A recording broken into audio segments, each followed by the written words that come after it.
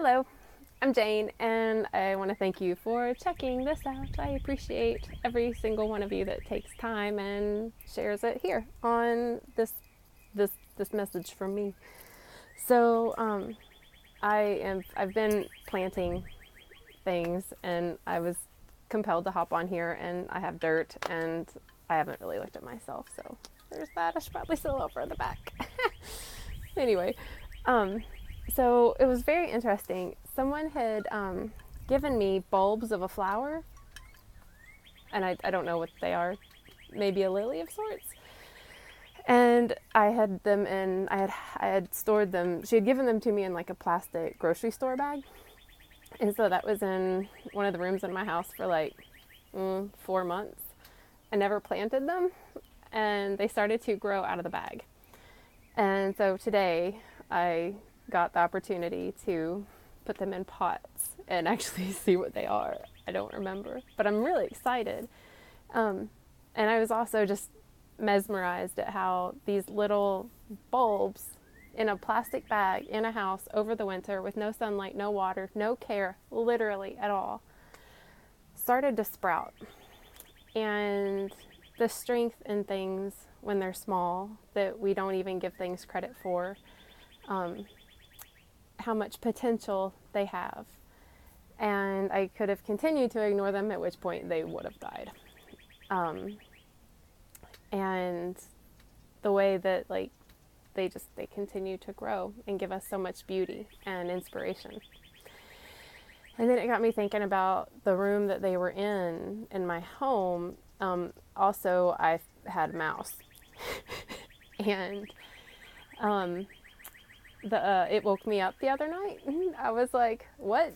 So I had a mouse in the house, and it woke me up. And I'm like, oh man, because I really have a hard time with even the thought of killing it. So I was like, oh crap basket. So I don't turn the lights on, but I got my phone out, put the little camera or the flashlight on, and I'm like looking around, and it was on a shelf where my shoes are. And it I saw it, and it saw me, and it was like, what? And I was like, eek! And it was like, ah! And I was like, eek! And so I jumped on the bed, and because I didn't have shoes on. I don't want a mouse to run over my feet. So I get back on the bed, and this little buddy comes out, and I see him, and I'm like, no, you have to get out. So I go to the closest exit door, and I open it up, and I go get a broom because I'm going to escort him out of the house. And as he comes running out of my bedroom into this little room that I'm in with the door, he's like, oh, human, crap basket. And he goes into this other place that he thought he was going to get in, and he couldn't. And so he ran underneath this table, and he's looking at me, and I'm looking at him like, you have got to get out. And then he starts running toward me to go to the rest of the house. And I'm like, no! So I take the broom, and I'm trying to shoo him. I'm also in this super sympathetic nervous system space of freakazoid. I'm a human. And I shooed it, and it was it rolled, and it was like, whoa.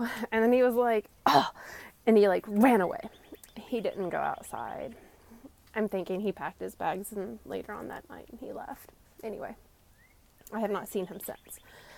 But the thing about it is, when I saw him as he was coming out from under the table, and it was time slowed down as the broom was coming toward him, and he was looking at his reality, which was giant thing with big object, doing the best she could, trying to be so gentle, truly. And he was scared. I saw it in his eyes. His body just said, oh, run, run, run. But we had this moment where we connected, and I saw him in his eyeballs, and I'm giving him a gender. He could be a she, could be a they. I don't even know. But we're going to say him for now. So I saw his eyeballs, and they looked afraid. And they were like, ah, and he ran off, right? And after like the whole thing ended, I was upset, like I was crying, like a me, I was crying, because of the look on his face, because of the pain and fear that I caused another being. And like, I know that like I said, I did the best I could, and I would never try to hurt him. And I don't think I like injured him. I think he was like shocked, and I don't know, like maybe a little bruised. Like if somebody hit me with a big broom and I did a roll across the floor, I probably have bruises too. And so I was just thinking about it today because it keeps getting brought up in my memory. And like, it's not something that like I want to share with people, like, oh yeah, I kind of hit a mouse with my broom the other day and it hurt him and he was really afraid, so look what I did. Like, it's not something that I'm proud of, and it's not something that I would want to share, and yet I'm doing it on here because it just made me think about, as I'm planting all these little baby bulbs that are like growing and going through their own journey of pain, because that's what growth is, and we all go through our own journeys, and it's always kind of painful. Just life doesn't feel good necessarily sometimes. And the fear that I saw in his eyeballs resonated in my heart. And it was because I have compassion, I have sympathy, I have empathy. I've honed that, right? We're all humans, we have it. Sometimes we are just programmed to ignore it.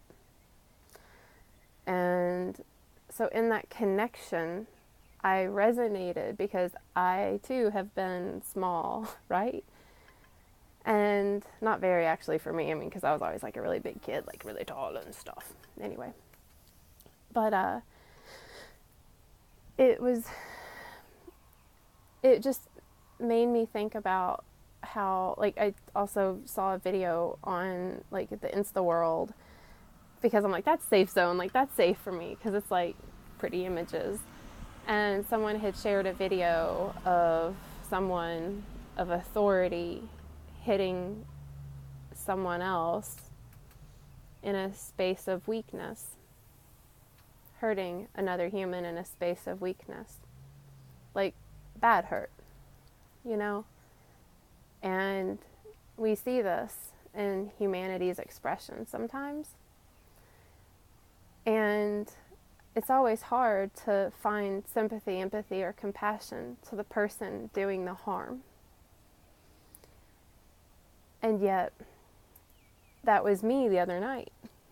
Like, we've all been or have experienced feeling small and not strong enough, not loud enough, not bold enough, not courageous enough, not hurt enough to like stand up and make someone stop if they are coming at us or hurting us or putting us down or like oppressing us. And I use us as all beings with an embodiment. And because we've all experienced that, we have all also done it. And they've happened on a myriad of scales, you know, like I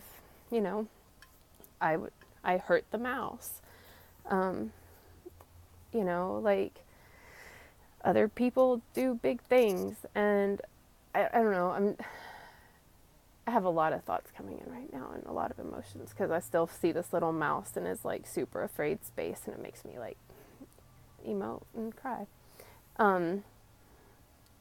But just the fact that we've all been through it, and we've all been the one to hurt or oppress or control or program in our space of bigness, of righteousness, of judgment, of age, of experience. Like, I know better, and so I can tell you what to do, and I can hurt you. And I share all this because as a lot of things are shifting, as I usually mention. I'm seeing this like ascension of the human peeps and the earth space, and with the galactic dance that's going on in the cosmos, it is supporting all of this shift. It's supporting us to grow through oppression. And I'm using that as the broadest sense of the word.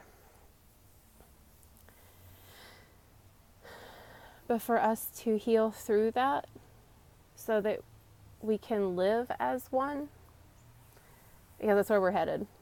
Like, it just is. And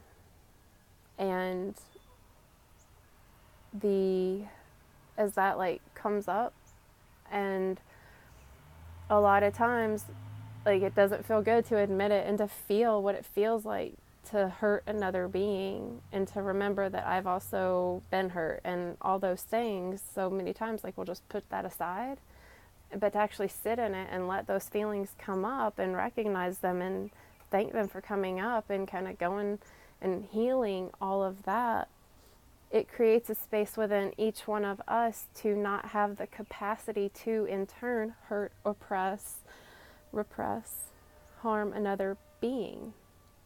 And I keep seeing all these people harming people, and we've been doing it for like humanity, and like, stop it. Like, stop it. Duh. Like, stop it. Like, don't be a robot human and not and hurt people. Wow, you're getting mad.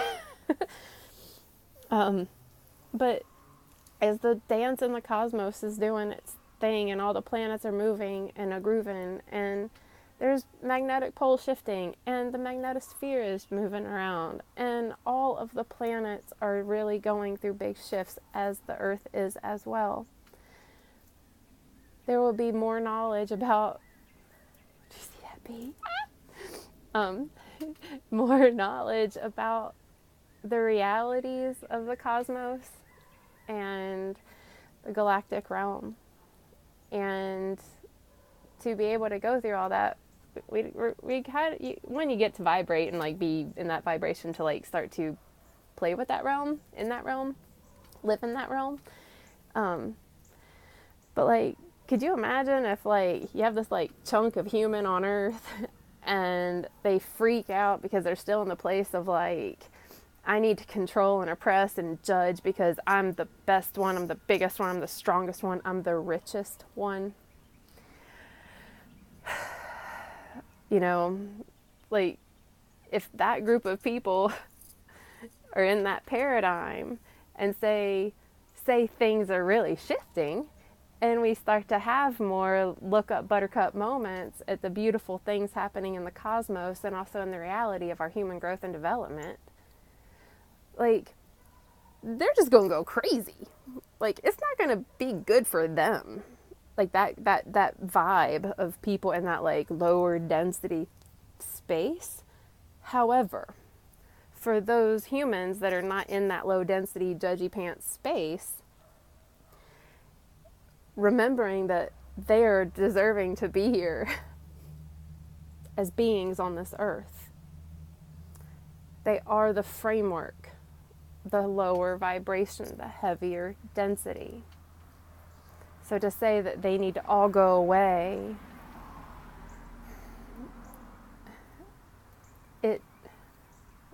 that you need to go away literally nourishes that garden.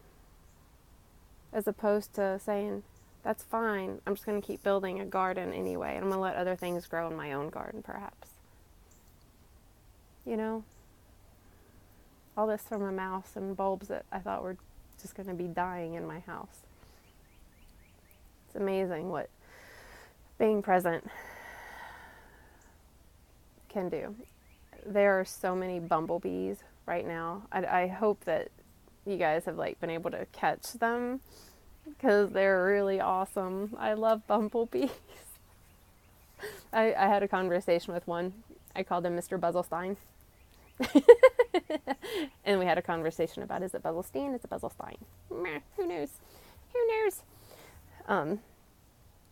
So yeah, there's so many shifts going on, and being able to find peace and acceptance amidst the crazy shit going on, because there's some crazy shit, and more shit comes up, for us to see it and grow from it, if that makes sense.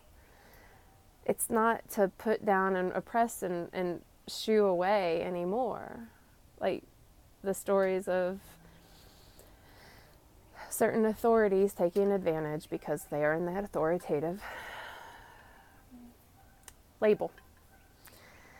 I'm trying to use very general words because I don't want to single out anyone, anything. I'm very intentional about that. But finding ways to continue to grow and move forward while still giving people that do bad things, harmful things, still giving them and holding space for them. It's definitely a different paradigm of reality to live in. And I offer that as an encouragement. So anyway, remember that we were all small once, and we've all felt what it feels like to not be able to say no and actually have someone stop. And yet we all still deserve to be able to say no, stop, like, please do. And remember that we all have also been the bigger ones, the authoritative ones. Maybe it was in our household, maybe it was in a relationship, maybe it was at work, wherever, whatever. Just remember that we've all been that too. And hopefully we can all grow together, remembering that we've all been and experienced those heavier densities, witnessing it from both sides of the reflection of life. So think about that next time you go fishing. You look at the fish in the eyes.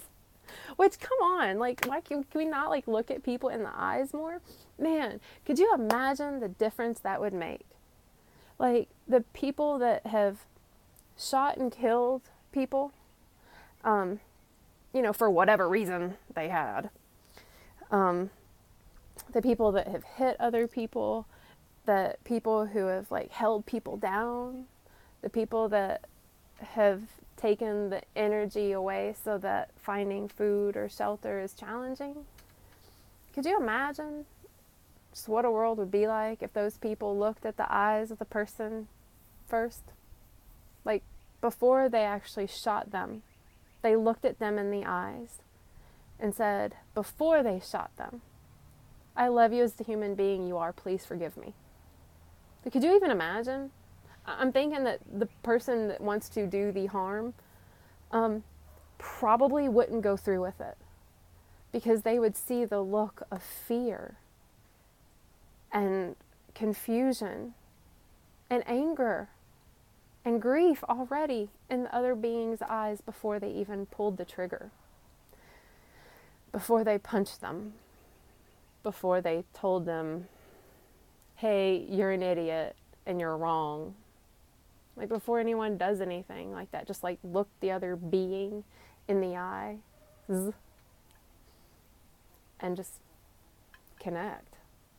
See where you assimilate. See where you're congruent. See that you're both the same. If anything, you both are breathing beings on this realm.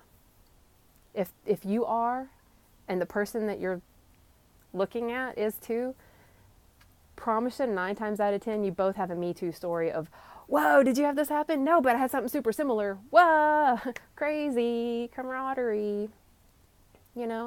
If anything, hey, was your God judgy? Yeah, cool, mine too.